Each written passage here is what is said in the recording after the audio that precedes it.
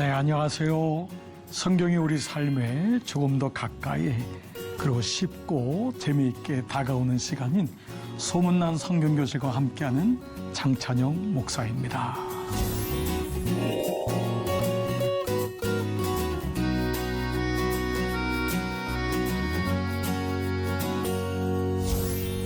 자, 여러분 지난 시간 기억나시나요? 네, 드디어 룻이 어머니 나오미의 모든 말씀에 순종합니다. 그리고 어머니의 말씀대로 다 행하여 드디어 그 보리추수 그날 밤에 드디어 보아스가 잠자고 있는 그 이불을 들고 들어가는, 이제 그 장면 바로 전까지 내가 그 말씀대로 행하겠습니다 라고 하는 이 나오미의 말씀, 그 말씀에 순종하는 장면이 지난주까지 말씀이었습니다. 참 룻의 순종이 너무도 눈물겹습니다. 홀로 남편 죽고 젊은 나이에 늙은 시어머니랑 왔는데 나오미 룻은 할 것이 없는 거예요. 그런데 여러분, 그 할 것이 없는 가운데에 그 순종이 결국 위대한 다음의 사건을 만들게 됩니다.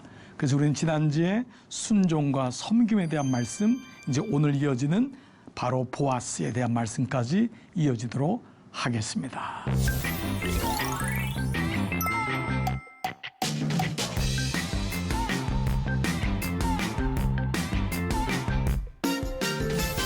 자, 이제 오늘 말씀은요.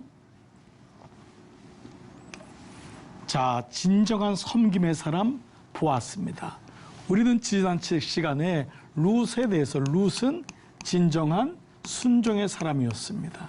그냥 놀랍게도 오늘 보아스는 어떻게 이 룻을 에게 얘기를 하고 룻을 트리트할까요? 룻을 대우할까요? 바로 이것이 섬김이라는 단어입니다.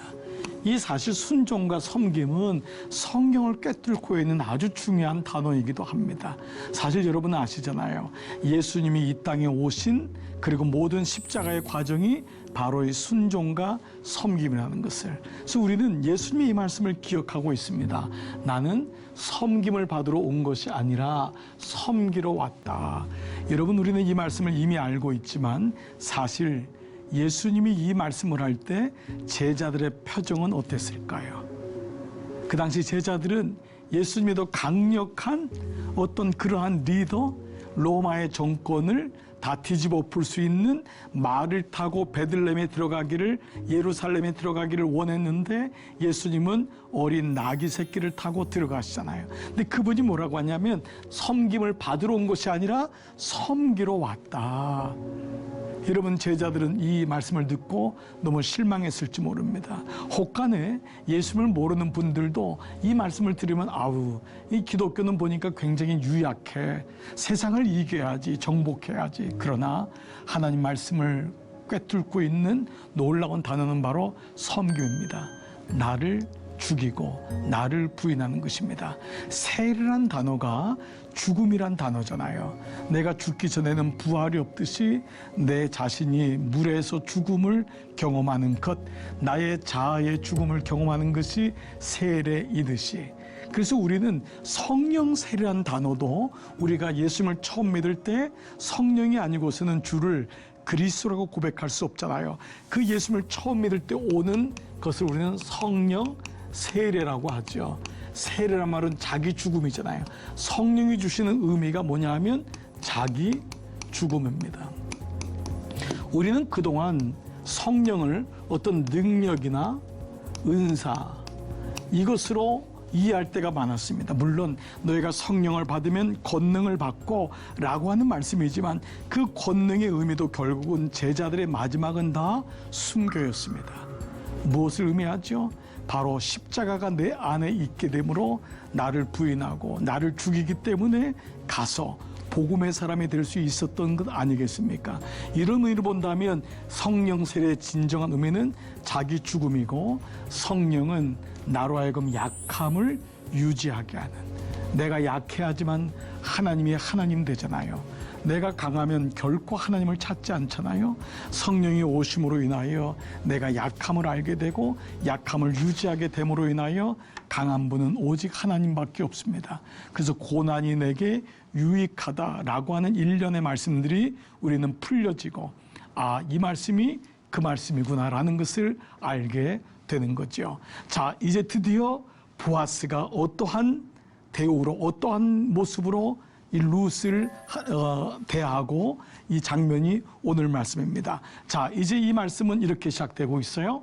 그가 타작마당으로 내려가서, 이건 룻입니다, 시어머니의 명령대로 다 하니라. 어떻게 하라 그랬죠? 목욕하고 머리에 기름을 바르고 너는 그가 보이지 않게끔 그에게 들키지 않도록 숨어 있다가 그가 먹고 마신 다음에 잠들었을 때 가서 이불 발치를 열고 옆에 누워라. 이 말씀을 다 행하니라. 참 놀라운 거예요.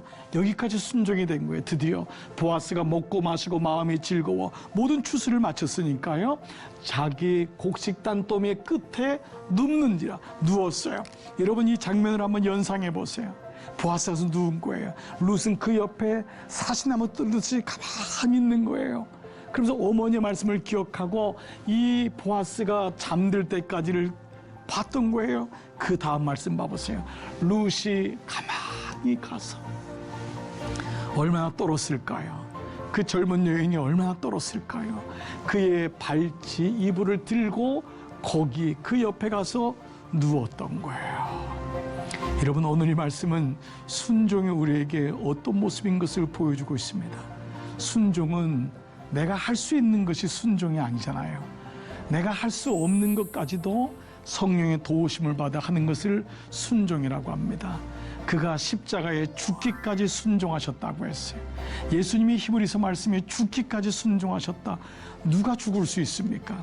그러나 죽기까지 순종하셨어요. 주님, 내가 원하는 것은 이 잔을 마시기를 원하지 않습니다. 그러나 주님의 뜻이라면 제가 이 잔을 마시겠습니다. 순종은 내가 할 수 있기 때문에 순종이 아니죠. 사랑하는 여러분, 오늘 이 말씀을 묵상하면서 여러분에게는 어디까지 순종을 해보셨나요? 오늘 너무 쉬운 믿음 생활을 하는 사람들이 많습니다. 나하고 조금만 뒤틀리거나 안 맞으면은 나 못해. 나하고 안 맞는 사람이 있으면 내가 뭐 떠나면 되지. 나하고 조금만 말씀이 안 맞거나, 오늘날 얼마나 이런 충돌이 많습니까? 목회자와의 관계 속에서, 성도와의 관계 속에서 내가 조금만 수틀리면은 나는 고만하겠다. 우리 이러한 마음이 참 많습니다. 참 이 순종이라는 게 이렇게 어려운 것을 기억하시죠. 저는 이 순종이 어디까지 가야 되는가, 지난 목회 속에서 우리 선배님인데요, 저는 이제 미국에서 이민교회를 오랫동안 섬겼습니다. 이민교회가 이렇게 교인도 많고 성장하고 앞서가는 교회들도 많이 있지만 또 그렇지 않고 이렇게 한적한 곳에, 특별히 이렇게 군부대 속에, 미군 군부대 속에 있는 그런 곳에 계신 분들을 섬기는 그러한 교회들도 있습니다. 선배 목사님이 한 곳에 미국에 큰 군부대가 있었는데, 당시 이제 미군 분들이랑 결혼하신 우리 교우분들이 많았습니다. 물론 장교분들이랑 또 결혼한 분도 있었고 또 이렇게 사랑해서 하신 분도 있었지만 어렵게 미국에 가신 분들도 옛날이니까요 적지 않았습니다. 거기에 꼭 이렇게 교인 가운데 큰 언니 되시는 분이 있었대요. 요즘은 이제 그런 게 거의 없는데요, 당시에는 이제 그런 분이 있어가지고 모든 어머니들 여성교회를 딱 쥐어잡고 있었대요. 심지어 목사님이 와도 그분에게 이 목사님이 머물고 떠나는 것이 그 고난이 있을 정도로 아주 권세가 있는 분이었나 봐요. 제 선배 목사님이 그 교회에 부임했는데 그분이 목사님을 오라고 하더래요. 신방이 아니라 오라고 하더래요. 목사님이 그래 오랫동안 계셨고, 그래 어차피 인사도 해야 되니까 거기를 간 거예요. 집에 갔더니만 그 아주머니가 이 목사님을 보더니만은 왔냐고, 그러더만 내 말을 들어야지만 이 교회에 당신이 있을 수 있습니다. 그렇게 얘기를 하더래요. 그래서 목사님이 예배 드리십시다 했더니 예배 드리기 전에 먼저 할 게 있습니다 하더니만, 여러분 죄송해요, 이 아주머니가 추리닝을 입고 있었는데요, 이 다리를 이렇게 벌리시더래요. 그러면서 이 다리 사이로 기어서 통과하라고, 들어가면은 내가 당신을 이 교회에 머물게 하겠다고 그렇게 얘기를 하더랍니다. 목사님이 그 순간 얘기를 듣는데 너무 화도 나고 분하고 어떻게 이 지경까지 왔나 하는 생각이 들더래요. 그래서 그냥 그냥 문을 열고 나가고 싶었대요. 그리고 그 사람에게 따끔하게 한마디 하고 나가려고 했는데 놀라운 일이 벌어졌어요. 이 목사님의 눈에 이 아주머니 뒤에 예수님이 보이시더래요. 십자가를 지신 예수님이 보이시더래요. 그래서 문을 열고 나갈 수가 없더래요. 그리고 그 여자를 보는데, 자매를 보는데 너무 불쌍한 거예요. 얼마나 오랫동안 이 교회에 있으면서 예수님 만나지 못하고 저렇게 허송생활을 보내고 살았는가, 그 마음이 느껴지니까 너무 불쌍하더래요. 그래서 아무 얘기하지 않고 그 뒤에 있는 예수님을 보면서 그 여인의 그 다리 사이로 기어서 들어가셨답니다. 그런데 놀랍게도 그 순간 이 아주머니 자매의 마음이 울컥한 거예요. 그러면서 그 목사님에게, 선배 목사님에게, 목사님, 당신은 진짜입니다. 내가 잘못했습니다. 그러더니만 교회 다음 날 교회 가가지고 그 있는 여성교회원들한테 이 목사님 진짜다. 그리고 나는 앞으로 이러지 않겠다. 라고 하면서 그 목사님이 그곳에서 너무 잘 정착을 하시고 목회를 하셨습니다. 이후에 목사님이 은퇴하실 때 이 얘기를 해서 후배들인 저희들이 알고 그때 그런 일이 있었던 것을 들을 수 있었습니다. 사랑하는 여러분, 어디까지 순종해야 될까요? 저는 오늘 이 룻의 말씀이 바로 이 말씀 같아요. 룻은 할 수 있는 게 아무것도 없는 거예요. 그 외롭고 힘도 없고 남편도 없고 젊은 여인이 늙은 그 어머니를 모시면서 이 한 남자 옆에 가서 누울 수밖에 없었는데 여기서 하나님의 일이 시작이 됩니다. 자, 드디어 이 보아스가 깼어요. 그래서 뭐라고 하냐면, 내가 누구냐 대답하되 룻의 이 지혜를 보세요. 순종하며 멈췄던 그는 이 말을 오랫동안 기억했을 거예요. 그는 잘 수가 없었을 거예요. 아마 어머니가 얘기를 했을지도 몰라요. 네가 만약 보아스가 깨면은 꼭 이렇게 얘기해야 된다. 그는 침착하게 옆에서 잠잠히 이 말씀을 묵상했는지 몰라요. 그는 깬 보아스가 그에게 너는 누구냐라고 물었을 때, 나는 당신의 여종 루시오니, 당신의 여종 루시오니. 보아스는 알고 있잖아요, 룻이 누군지를. 그리고 뭐라 그래요? 당신의 옷자락을 펴. 이것은 바로 보아스가 했던 말이에요. 뭐였죠? 바로 주의 날개 아래 거하게 하겠다는 카나프. 구약 성경에 109번이 나와 있는 이 단어, 바로 보아스가 했던 그 단어를 똑같이 얘기합니다. 당신이 나에게 주의 날개 아래 거하매라고 축복했던 것처럼 내가 당신의 옷자락을 펴 당신의 여종을 덮어주소서, 보호해 주십시오. 이는 당신이 기업을 물을 자가 되면이다. 이 말씀은 다른 말로면요, 이 말씀은 바로 결혼에 대해서 요청하는 거예요. 청혼입니다. 아주 황당한 일이 일어난 거예요. 보통 청혼은 남자가 하잖아요. 근데 지금 이 여인인 룻이 보아스에게 저와 결혼해 주십시오. 왜냐하면 당신은 저의 기업을 물을 수 있는 자가 되기 때문입니다. 놀라운 수일기와 놀라운 순종, 그리고 이 말을 들은 보아스는 이 룻이 어떤 여자인지를 이미 알고 있었잖아요. 나는 너가 누군지를 알고 있고 내가 너에게 보답하기를 원하고 상 주기를 원한다 라고 했잖아요. 이 얘기가 당돌한 얘기가 아닌 거예요. 룻의 정말 사모하는 마음이고, 이 마음이 어머니인 나오미가 했던 안식이라는 의미를 알고 있었어요. 안식은 뭐였죠? 사바트. 사바트라는 단어 기억하시죠, 여러분? 지난주의 말씀. 사바트는 두 가지의 단어의 합성을 했어요. 슈브, 돌아오다. 어디로 돌아가요? 타부, 언약으로 돌아간다. 언약으로 돌아가기를 원하는 이 순종하는 여인 룻의 마음을 알았던 것입니다. 그 다음 구절에 보세요. 그가 이르되 바뀌었어요. 내 딸아. 놀라운 일이 벌어졌어요. 보아스가 내 딸아, 내 딸아, 여호와께서 내게 복 주시기를 원하고, 주어가 뭐지요? 여호와께서 동사가 뭐죠? 복 주시기를 원한다는 거예요. 즉 이게 정말 중요한 거예요.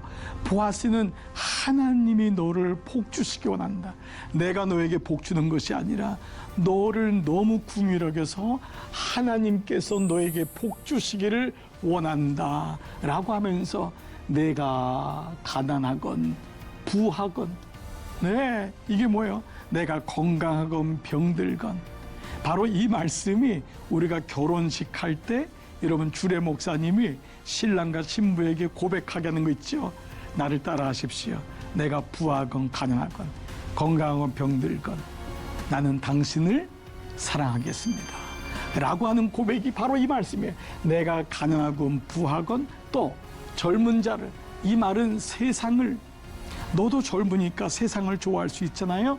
따르지 아니하였으니 내가 보여준 베푼 인애라고 하는 단어가 룻기를 꿰뚫고 있는 바로 가장 중요한 단어입니다. 인애, 바로 헤세드.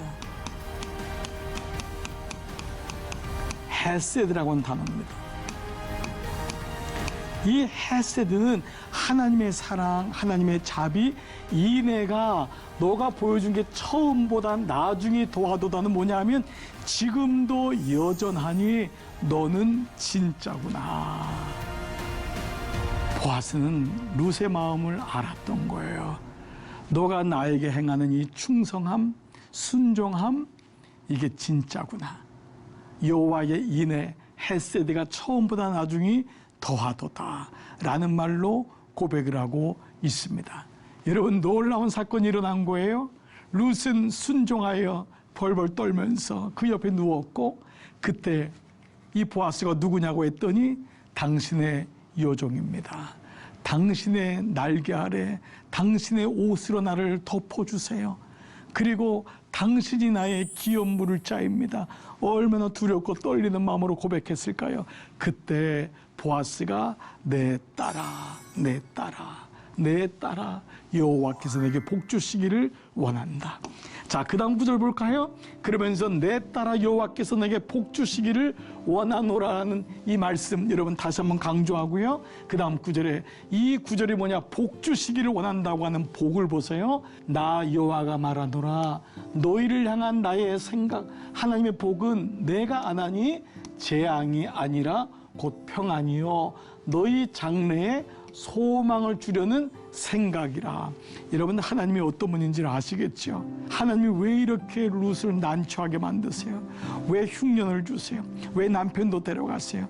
여러분, 과정만 보시면 안 돼요. 그 뒤에 하나님의 마음이 있는 거예요. 이 과정을 통하여 이것이 구원의 재료가 되는 거예요. 여러분, 우리 삶에 나는 아무 문제도 없어요. 자식도 잘 됐어요. 기업도 잘 돼요. 하나님이 내게 복 주시나 봐요. 여러분, 이것이 신앙생활의 유익일까요? 그렇지 않습니다. 하나님은 우리로 하여금 꼭 고난을 통과하게 하십니다. 아픔을 통과하게 하십니다. 왜냐하면 이 땅은 광야이기 때문에 그래요. 광야에서는 아무 문제 없고 늘 오아시스가 있고 그렇지 않습니다. 돌멩이가 날아다니고 바람이 불고 물이 없고 들짐승이 우글거리고 밤에는 너무 춥고 낮에는 너무 덥고 이게 광야인 거예요. 그래서 광야 속에는 나는 아빠도 나는 나를 사랑하고 직장도 좋고 건강하고 애들도 아무 문제 없고 하나님이 나를 축복하시나 봐요. 여러분, 이것은 진정한 의미의 하나님과의 관계는 아닙니다. 하나님이 누구신지 잘 모르는 거예요. 인생에는 필히 고난이 옵니다. 바람이 불고 상실도 오고 비바람도 치고 때로는 죽음이 일어날 수도 있어요. 그러나 그 사건 속에서 하나님이 뭐라 그래요? 이것이 재앙이 나의 생각이 아니라는 거예요. 그 뒤에 걸 봐야 돼요. 이것이 나오미의 수일기입니다. 우리의 믿음이라는 것은 고난 뒤에 있는 하나님의 계획을 보는 거예요. 하나님이 어떠한 마음을 가지고 있는지 이거를 잃지 않는 것이 믿음입니다. 사랑하는 청자 여러분, 여러분에게 이 고백이 소망을 주려는 생각이라 이 고백이 여러분에게 꼭 다시 한번 새겨지기를 축복합니다. 자, 그 다음 구절 한번 볼까요? 자, 내가 가난하건 부하건 젊은 자를 따르지 아니하였으니, 이것은 오늘날 우리가 살면서 가져야 될 거룩이 되다는 말입니다. 여러분, 이 거룩이란 단어는 오늘날처럼 인기가 없는 단어가 없습니다. 거룩과 또 하나의 단어가 있어요. 순결이라고 하는 단어입니다. 그러나 거룩과 순결은 구약과 신약을 꿰뚫고 있는 또 루키에서 얘기하는 가장 중요한 메시지이기도 합니다. 오늘날 가장 인기 없는 단어가 이거 아니에요? 거룩과 순결. 그러나 여러분, 몸의 거룩과 순결만을 의미하지 않습니다.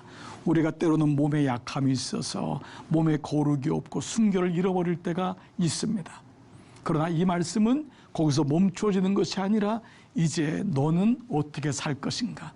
이 세대를 본받지 말고 오직 마음을 새롭게 함으로 너희를 하나님께 산 제사로 드리라고 하는 로마서 12장 1절의 말씀. 바로 이 말씀이 복음을 받은 자의 합당한 삶인 것이죠. 그러므로 이 세대를 본받지 말고 오직 마음을 새롭게 함으로 너희를 하나님이 기뻐하시는 거룩하고 온전하신 그 기쁨에 되는 제물로 드리라 라고 하는 말씀입니다. 그래서 이제 룻은 결혼도 실패했고 아픔도 있고 연약하고 과부예요. 이방인이에요. 그러나 그는 선택하는 거예요. 뭐죠? 거룩과 순결을 선택한 거예요. 그렇기 때문에 이전 것은 보지 않는 거예요. 내가 이제 복음에 합당한 삶을 사는 거예요. 그 이전에 그는 어떤 사람이었어요? 그는 이방인이었잖아요. 이방인은 그 자체가 불결한 사람이에요. 예배를 드릴 수 없는 사람이에요. 게다가 그는 과부예요. 결혼에 실패한 사람이에요.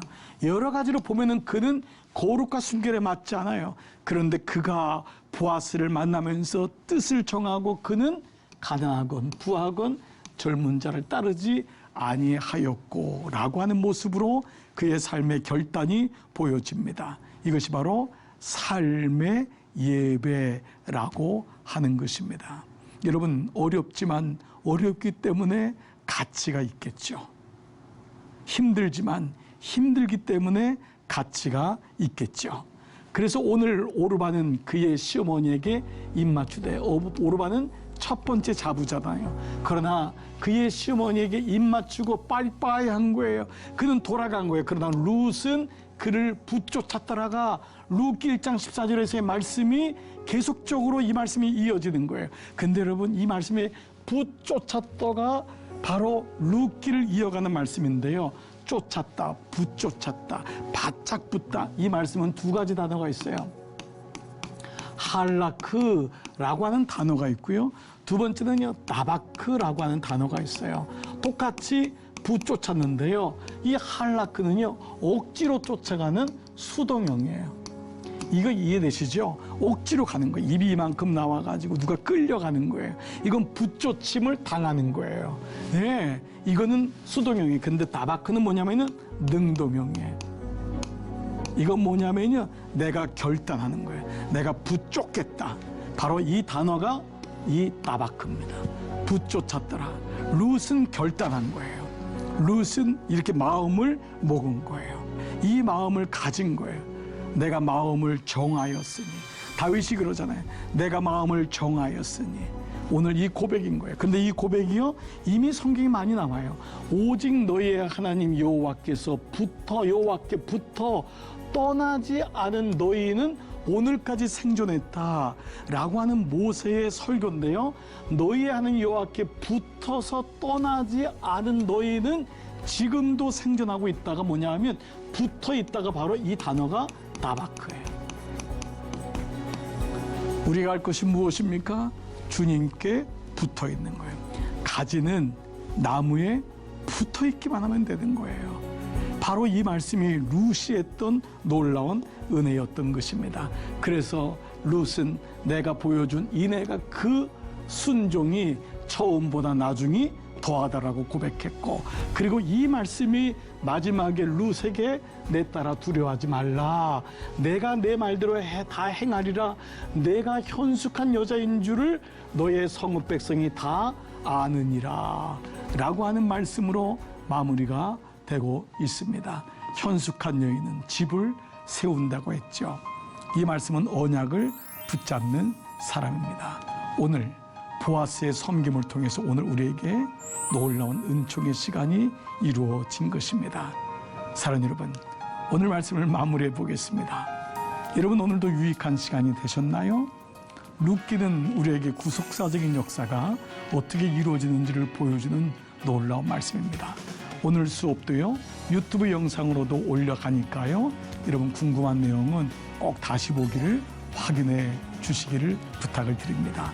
드디어 우리 다음 주 말씀은요, 이제 이 나오미와 이 룻 그리고 보아스의 드디어 기업 무르기가 구체적으로 시작됩니다. 여러분 다음 주도 궁금하시죠? 아주 흥미로운 말씀이 진행됩니다. 행복한 시간 되시고 다음 시간에 뵙도록 하겠습니다. 여러분 수고 많으셨습니다. 안녕히 계십시오.